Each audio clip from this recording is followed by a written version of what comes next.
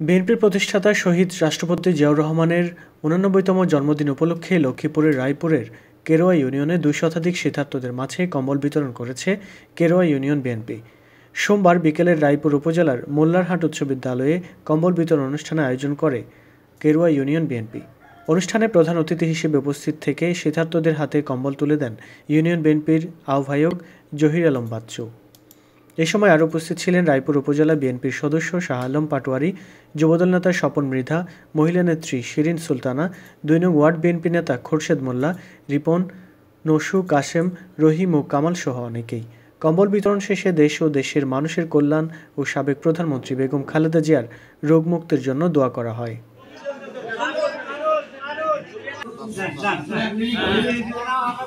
নম্বর 13 union 2 নং word কর্তৃক আয়োজিত আজকের এই কম্বল বিতরণী সভা 6 নং 13 ইউনিয়ন 2 নম্বর ওয়ার্ড কর্তৃক আয়োজিত আজকে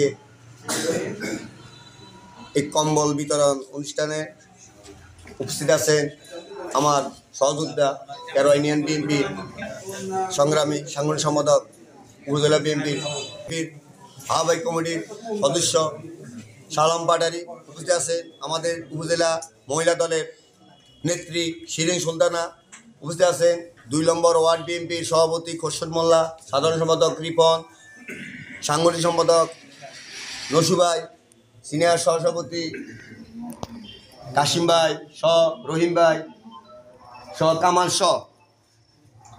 আমার সামনে উপস্থিত আছে এই ওয়ার্ডেরই শহীদ প্রেসিডেন্ট জিয়া রহমানের সূর্যর সৈনিক ভাইরা। আসসালামু আলাইকুম। বিসমিল্লাহির রহমানির রহিম।